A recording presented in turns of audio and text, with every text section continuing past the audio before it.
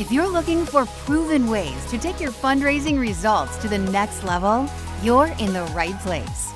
Welcome to the Intentional Fundraiser podcast, hosted by Tammy Zonker. Tammy has trained and led thousands of nonprofit organizations to collectively raise more than $500 million and is also recognized as one of America's top 20 fundraising experts. This is the podcast where Tammy equips and empowers amazing fundraising pros like you to transform your fundraising so you can transform the world. And now, let's hear from Tammy. We'll start the show in just a moment after a word from our sponsor.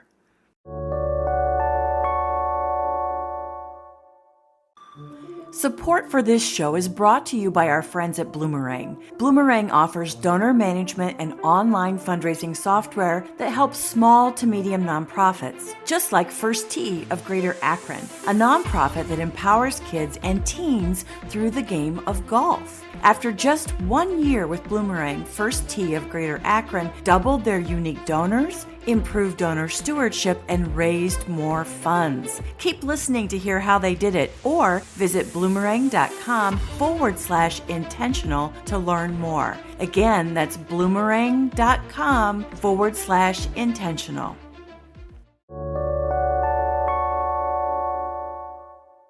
Welcome to the Intentional Fundraiser podcast. I'm your host, Tammy Zonker. There's been a lot of crystal ball gazing as of late.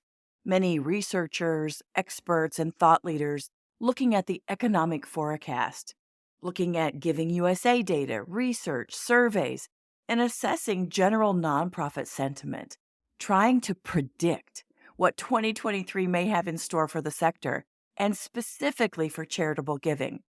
I tackled this topic in this month's live training with my Fundraising Transformer community last week. That session was titled Predictions and Preparations for 2023 Fundraising. I say prediction and preparations for an important reason. It's one thing to predict or to anticipate what may likely happen, but those predictions are useless unless we prepare for those likely scenarios. As Abraham Lincoln once said, the best way to predict the future is to create it. Today, I want to share my 5 predictions informed by many brilliant minds and bodies of research across the sector. And I'll unpack a couple of them, sharing how we may best prepare for what will likely, probably, possibly happen. Now, I liken the work of a fundraising professional a bit like a roller coaster. Some of you love roller coasters. You know that thrilling anticipation of the roller coaster car, slowly climbing to its summit, your heart racing with excitement with every click, click along the track, the thrill of that speedy plummet, and every unexpected turn and bump along the way. For others, a roller coaster ride is sheer torture. We begrudgingly agreed to get on the ride in the first place because someone that we love, a friend, a family member, pleaded for us to go with them. Each click of the slow upward climb does not feel like thrilling anticipation, but rather increasing terror. 2 very different experiences. And I suggest that if we anticipate the dynamics of the ride and prepare for the likely turns and bumps, the experience will be monumentally more enjoyable, or at the very least, tolerable. Your confidence in your fundraising strategy, your plan A, plan B, your what-if scenario roadmap will prepare you and your board to navigate uncertainty from a position of strength and agility. So you can slide into 2024 with a big smile on your face, knowing everything was figure-outable because you stayed focused on the predefined critical few factors and the most important needle-moving activities. So what are those predictions? Well, let me tell you. The first prediction is the number of U.S. households giving will continue to shrink. Next, giving through donor advice funds will continue to grow. Retaining quality fundraising staff will be increasingly difficult. Foundations will continue to give an increased percentage of assets, particularly to organizations led by people of color and doing work in equity and inclusion. and trust-based philanthropy adoption will expand. Let's unpack a few of those predictions, starting with the number of U.S. households giving will continue to shrink. According to the most recent AFP Fundraising Effectiveness Project report from Q3 of 2022, we know that the number of donors giving fell 7.1%. And if you break down that decline, donors who gave less than $500 made up 85% of total donors. 15.4 fewer micro donors gave. So micro donors are defined as those giving less than $100. And 7.8% fewer small donors gave. So that's donors who are giving between $101 up to $500. 96% of the decrease in the number of donors was due to declines in those giving less than $500. Overall, donor retention dropped 3.1%, which is an improvement over 2021. And new donor acquisition fell by almost 25% in 2022, at least up through the third quarter. And it was 19.2% in 2021, just as a point of reference. So what we're reading, what we're hearing, is that the traditional giving pyramid is becoming more like a giving hourglass. What we're really losing are our middle donors, and frankly, it's at an alarming rate. Giving USA continues to report overall increases in giving year over year, a record-breaking 6% increase in gift values in 2020, and a more modest 3% increase in 2021, adjusted for inflation. And of course, we're anxiously awaiting the report on giving last year. And that's the tricky part. If we just look at dollars given, it can mask big declines in individual household giving year over year. Just like looking exclusively at revenue in our own shops can mask donor retention issues. We have to look at our data, our donor giving trends through multiple lenses to truly understand what's happening with our donors and their giving. From that position of clear understanding, we can build strategy. So what are the strategies or the preparations that we can take to address these predictions of the continuation of shrinking household giving?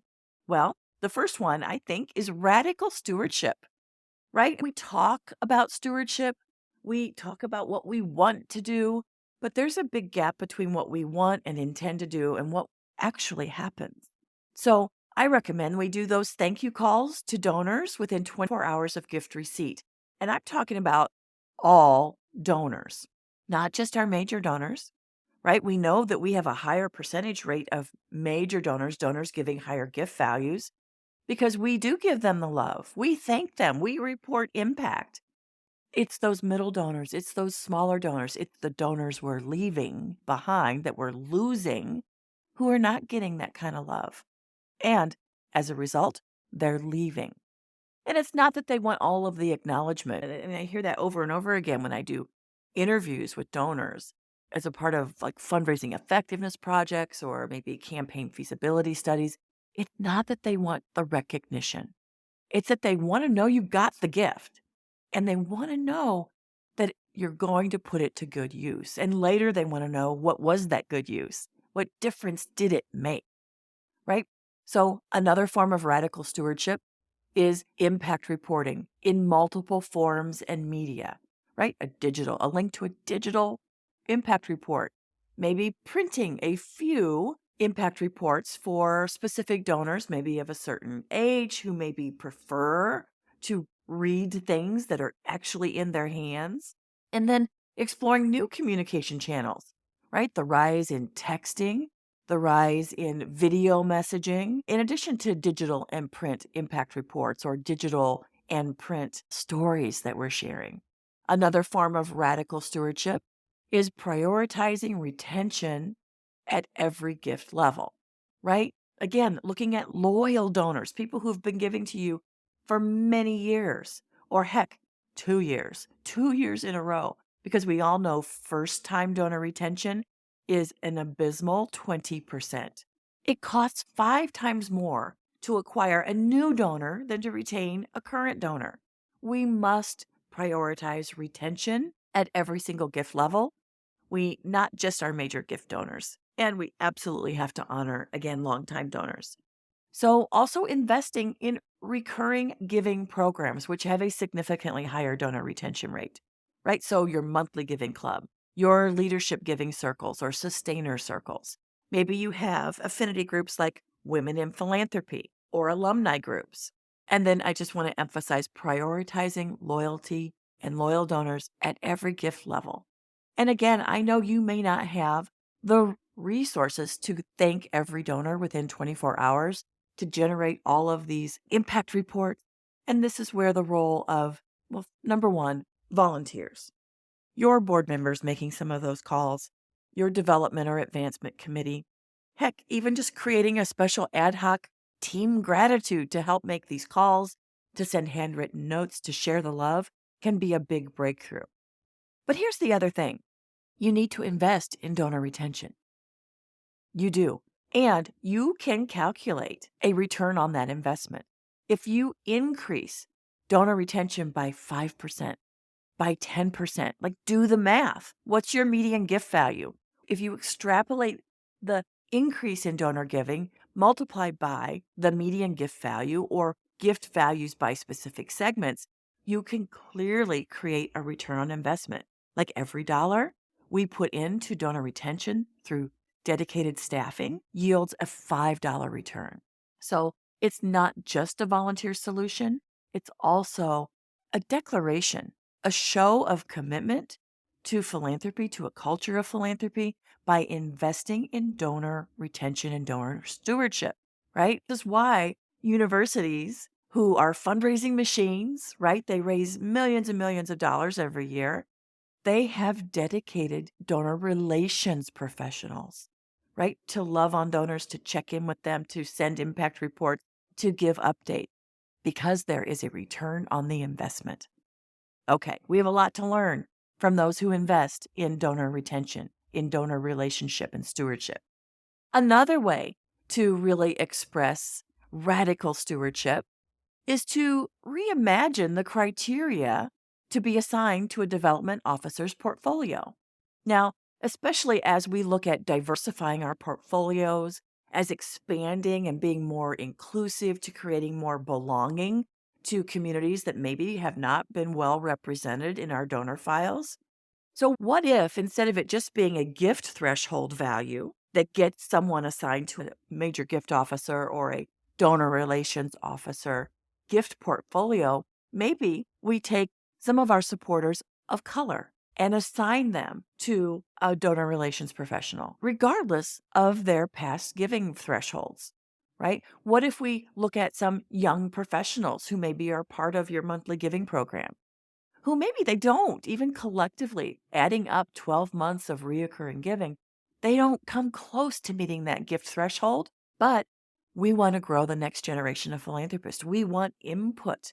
We want those young professionals knowing that they are appreciated, that we have a space where they belong. And what we'll see as a result of that, inevitably, is them opening up their circle of influence and inviting more people to learn about your organization. Longtime supporters giving below the major gift threshold. Assign some of them to donor relation portfolios. Again, younger supporters, people of color, loyal supporters. Look at the multiple constituents that you have and expand how you engage them through dedicated, focused stewardship and engagement.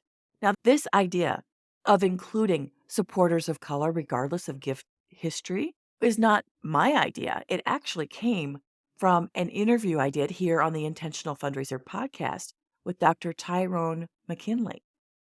He is a brilliant researcher and professor at the Indiana University Lilly Family School of Philanthropy.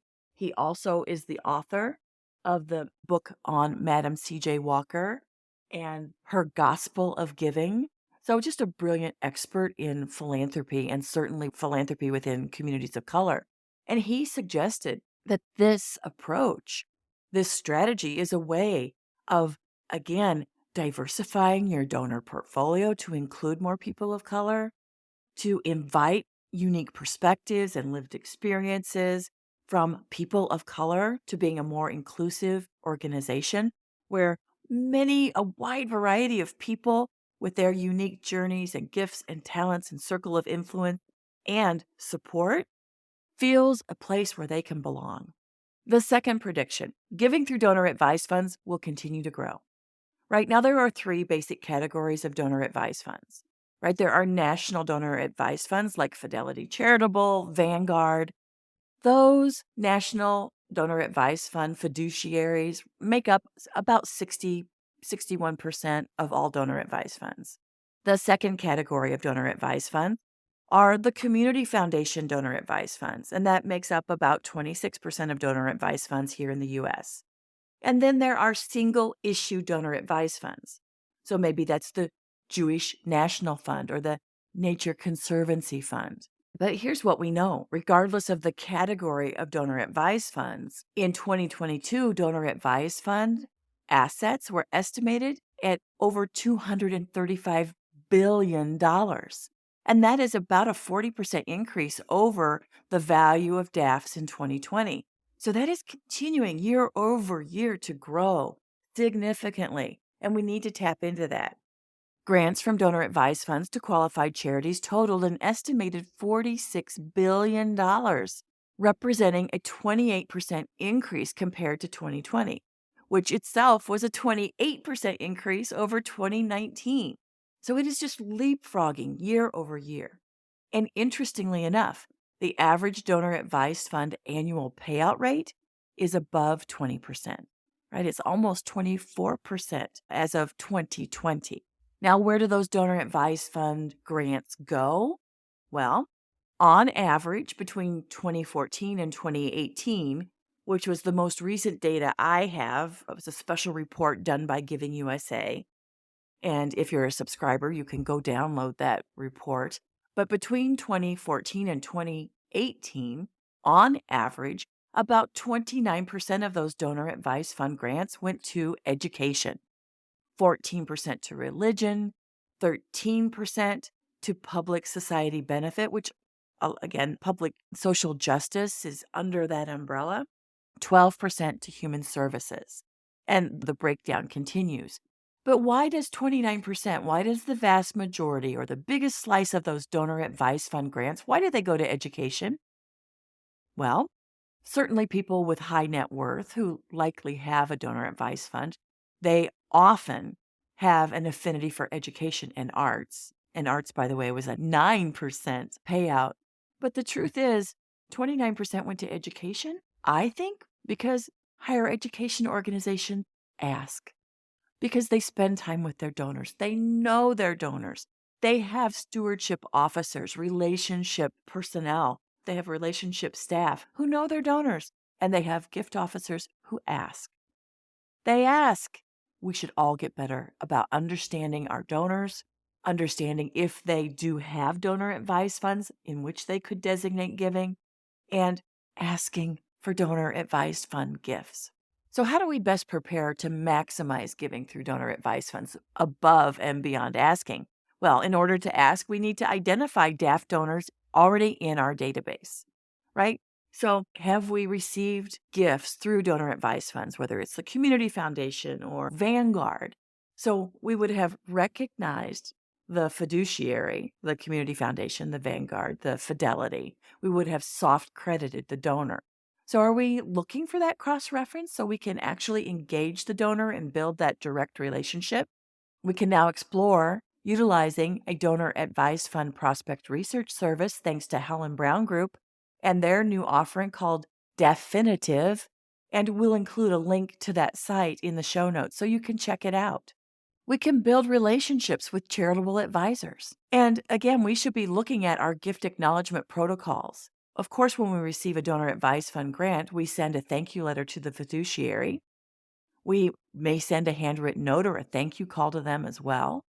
But how about sending that handwritten note, sending that thank you letter, or making that thank you phone call or setting up visits with the donor advised fund donor as well, unless, of course, they request no contact. We should send stewardship reports to both the fiduciary and the donor, Again, if that's acceptable, if those are welcomed from the donor. We know that those are welcomed from the fiduciaries. And we should really look at our organization and ask ourselves, are we DAF friendly? Right? Do we do educational programs with DAF fiduciaries? Do we talk to them about what we do and why it matters so that they can help guide those grants as they talk with their DAF donors? Is it possible to do some co-marketing opportunities with them? Possibly. Is there messaging about how to donate through your donor advice fund on your website? You could add a checkbox, give through my donor advice fund on your appeals, on your pledge cards, and in your gift agreements. And of course, we want to ensure that staff and board are comfortable talking about donor advice funds. So we need to prepare to be more donor advice fund friendly, to be more welcoming, right? And to make those connections through relationship building. We'll be right back after a word from our sponsor.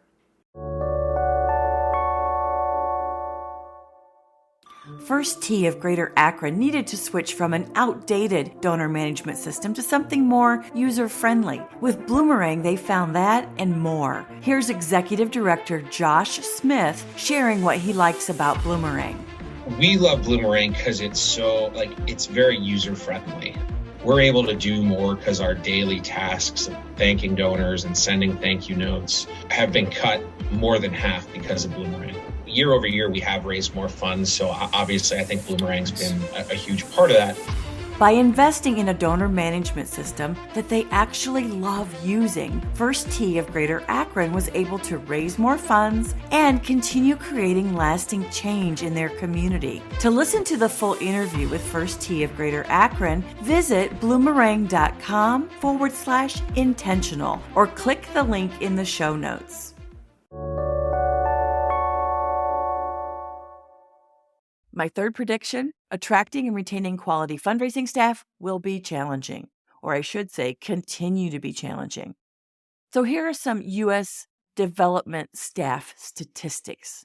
There are about 200,000 fundraising professionals, people who identify as fundraising directors, fundraising managers and coordinators, and public relations. Now, most of the U.S. fundraising professionals self-identify as Caucasian women who hold a bachelor's degree or higher. Fundraisers are paid on average an annual salary of about $85,000, a median salary of $75,000.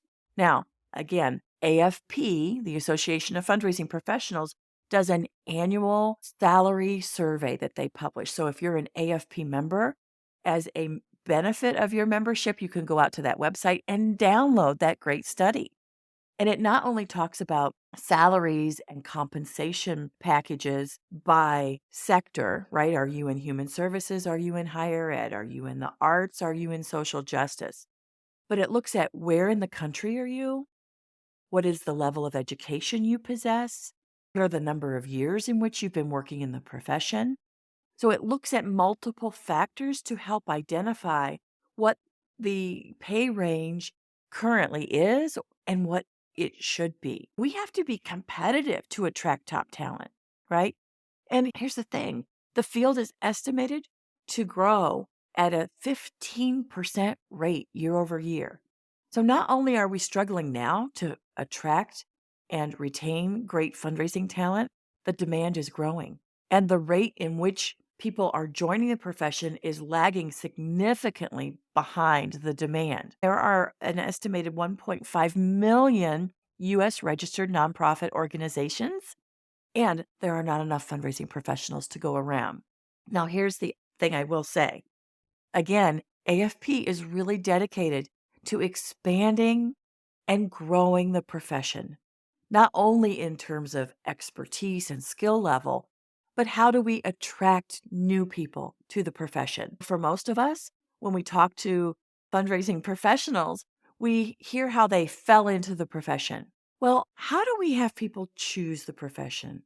How do we have them go to school for the profession? I did a wonderful interview. Birgit Burton is the AFP Global Chair of the board, and she was just brilliant. She was on the podcast a couple of months ago. If you go back into the shows, at the Intentional Fundraiser. You can listen to that interview.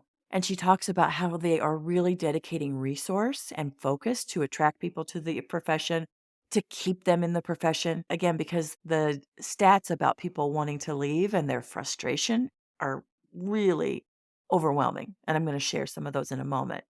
Also, we did an interview, which has not yet been published, with Ian Adair. Now, you may know Ian. He speaks at a lot of conferences about mental health, and specifically mental health in the nonprofit sector. But he just took on a new position with AFP Global as the Director of Professional Development and Credentialing. And a big part of his focus is also on expanding and retaining people in the profession of fundraising. So good things to come, I have no doubt. But in the meanwhile, we have some pain points. So let's talk about those. There was a survey that I read that really points out how fundraisers are not happy. You may not be happy. Here's what fundraisers are saying about their jobs and the sector. 91% of the fundraisers that were surveyed want to spend more time with their donors, right? We're bogged down with internal meetings, administration, and so on. 92% say vacant positions are stressing their workload, right? These open positions, like those positions, that work is just being spread across the department. And you might be a department of one. And even if you are a larger shop, it's just a larger workload when you have multiple vacancies. 94% of fundraisers report feeling stressed and unappreciated. 48% say they're likely to leave their position in the next 2 years, right? So it could get worse before it gets better. 28% said they are likely to leave the profession altogether.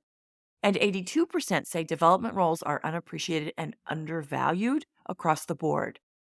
And 89% say they don't have enough people on their team to achieve their goals. They're frustrated, they're burned out, they're disillusioned, and they don't see a light at the end of the tunnel. So how do we attract and retain fundraisers? Now, I talked about what AFP Global is doing, and that's fantastic, but there are things that we can do right now in our own shops to make a difference.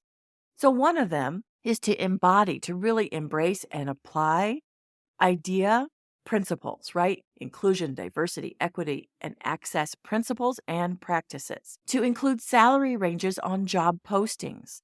And that's a big, kind of scary move for a lot of organizations to put their toe in that water, or better yet, to jump in. But here's the thing. This is one of the practices that does promote inclusiveness, that makes certain that we aren't discriminating or having bias against applicants of color, right? Here's the job salary range before you even apply. So it does a couple of things. Like, we have no idea of this person's attributes, their diversity, etc. It also helps weed out people who are expecting a much higher salary before you go through multiple interviews and waste your precious time and theirs talking about a position that they couldn't possibly accept because of their salary requirements, right? So many other benefits to that, but I highly recommend it. And if you are trying to post your positions with AFP Global and many AFP chapters, AFP Global is definitely requiring that we include salary ranges. It's mandatory to even post the position. We had a mass exodus, the Great Resignation, where talent left. Our fundraisers left. Now, a year later, 2 years later, what we're finding is some of those fundraising professionals are understanding that the grass wasn't necessarily greener on the other side. Many of us have begun to expand and be more welcoming, to increase our salary levels to the degree that we have been able. And star talent wants to come back. So we need to open up that conversation, to reach out perhaps to former star talent and say, listen, we have a position.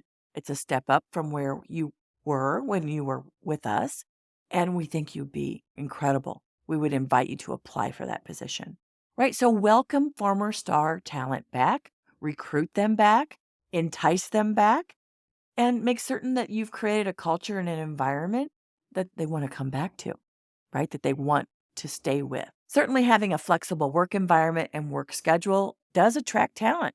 So whether that's work from home or a hybrid model or 4-day work weeks, we have to change. My parents raised me like, you're lucky to have a job. Like, you just need to work hard. You need to put in the hours. And while yes, we do need to work hard. And yes, we do need to meet our goals, exceed our goals, to have a voice in what those goals are. The newest generation, the new workforce, the present reality is that we need to co-create these positions. We need to co-create what our culture looks like and how we work if we are to attract and retain this new generation of talent. And we need them. So we have to be more open and more creative, right? And more collaborative. Otherwise, we are going to struggle. We need to create a caring, purpose-driven culture. We need to build trust with our team and individuals on our team within our area and across our entire organization. We need to include development staffing in decision making, right? Setting their goals, strategies.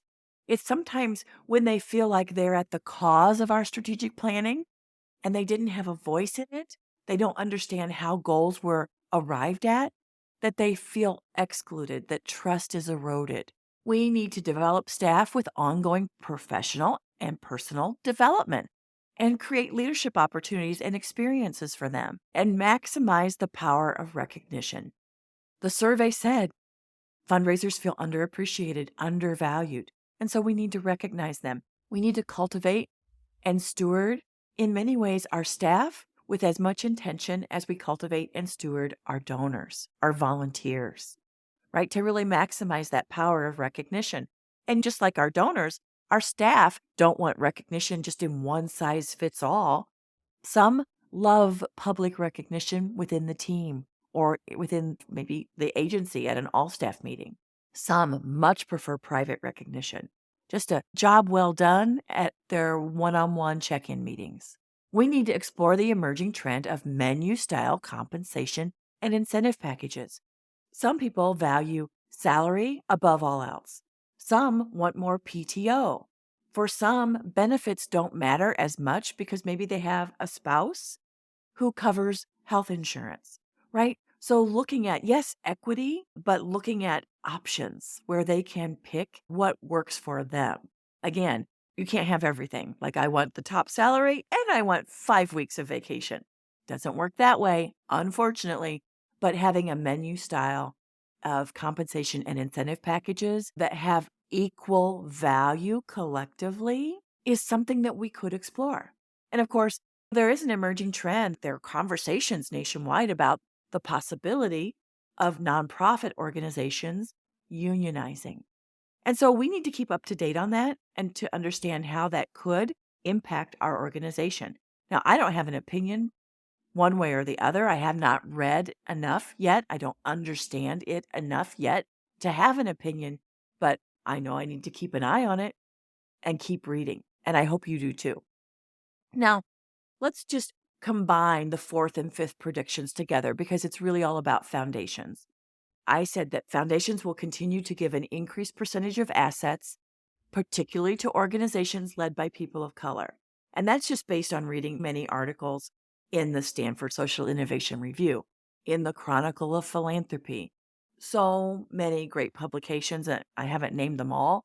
But again, foundations are saying that we need to invest in organizations led by people of color, people who have a lived experience that will strengthen, that it's more connected, more related, with a deeper understanding of many of the communities that we serve. The fifth prediction, trust-based philanthropy adoption will continue to expand. So I want to talk about that, both of those together. In 2019, if you look at the Giving USA data, foundations gave just over $75 billion to nonprofit organizations.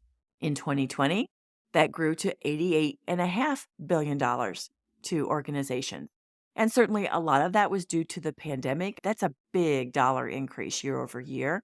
And a lot of it was due to the pandemic and wanting to help organizations meet basic needs and expand support. Also, that was the year of the murder of George Floyd in Minneapolis. And so investments in social justice also rose significantly. So foundations really committed to giving a bigger percentage of their assets. And in 2021, which is the most recent data that we have so far, is that increased again from 88 billion to 90 billion. So a more modest increase, but a significant dollar value as well. Now, we all know that foundations give from assets, and just like our own investments, many foundation investments have also decreased in value in the past year or so. But even so, an increasing number of foundations have said, we're going to give a higher percentage of assets. And a growing interest in investing in organizations led by executives of color is emerging. Likewise, investments in social justice and other pressing issues of our times is expected. And one of those is also environmental, right? Climate change, international relief with the earthquake in Syria, with the war on Ukraine. Gosh, the list goes on and on. So, trust-based philanthropy. Again, I'm predicting that will continue to expand. There are a number of individual donors and private family foundations and even larger foundations, national foundations, who are more and more embracing trust-based philanthropy. So what is that? I think if there's a poster child for trust-based philanthropy, it's probably Mackenzie Scott, right? She gives multi-year unrestricted operating support. They do their own upfront homework. There's a more simplified application process for foundations who are embracing trust-based philanthropy. So it's easier to apply.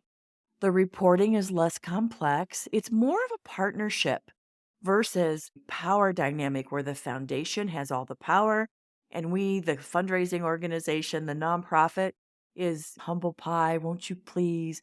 Not begging, but jumping through a lot of hoops and meeting a lot of criteria, checking a lot of boxes to even qualify for a grant. So trust-based philanthropy is more of a equal partnership. It's transparent. There's a responsiveness from both sides, and it can often include support beyond the check, right? So how do we attract trust-based philanthropy? Well, it starts with building strong relationships with foundation staff and with the board of those foundations where we can. And often to build those relationships, we need to really maximize peer-to-peer engagement, right? Who on our board has a relationship with the XYZ Foundation board members? We need to inquire to start conversations about their perspective on trust-based philanthropy. We need to be an organization that's transparent, right? Where we're posting our 990s, where we're talking about what we're accomplishing and where we're having setbacks. Transparency, the good and the aspirational, and where, what the gap is between those two. We need to be clear on our mission, our vision. What are we up to in this world? What change are we aiming to create? And how are we going to get there? What is our theory of change? We need to consistently report impact. And what are our reporting practices? Who do we report this impact to? In what cadence? Because it, again, isn't one size fits all. And we need to have demonstrated good governance and fiduciary management from our board and our executive leadership, right? And that includes 100% board giving. So these are some of the ways that we can attract individual donors, foundation support, corporate support. These are the ways that we can prepare for the likely future. These are my top 5 fundraising predictions and preparation for 2023 success. I hope you found this helpful. All right, my friends, that's it for this episode of the Intentional Fundraising Podcast. Keep on looking to the future. Keep on transforming your fundraising so you can transform the world. See you next time. And now for a final word from our sponsor.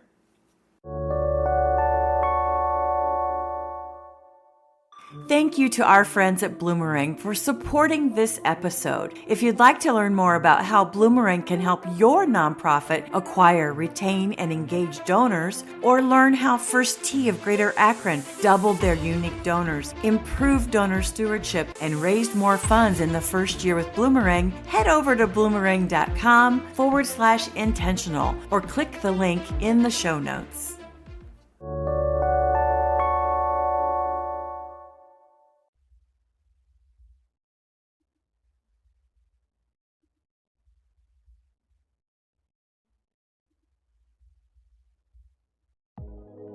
The Intentional Fundraiser podcast is a Fundraising Transformed original. It's hosted by me, Tammy Zonker, founder and president of Fundraising Transformed, where we help equip and empower fundraisers, nonprofit leaders, and board members to transform their fundraising so they can transform the world. Visit fundraisingtransform.com/podcast to subscribe to this podcast and subscribe to my newsletter to get fundraising lessons, tools, and helpful resources delivered straight to your inbox each month. If you want my help with taking your fundraising to the next level, become a member of my Fundraising Transformers community as a growth member and join me live each month where I'll teach you the same strategies I use to lead, train, and coach thousands of nonprofits, social service organizations, healthcare foundations, private schools, colleges, and universities to collectively raise more than $500 million, including a single gift of $27.1 million. As a member, you can participate in my Ask Me Anything sessions every month and get answers to your burning questions. Chat with other growth members inside our private and safe online community about what you're working on, struggling with, and share lessons learned. And get instant access to my growing library of on-demand self-paced training classes. New content is added every single month. Learn more about becoming a member at fundraisingtransform.com/growth. Talk soon.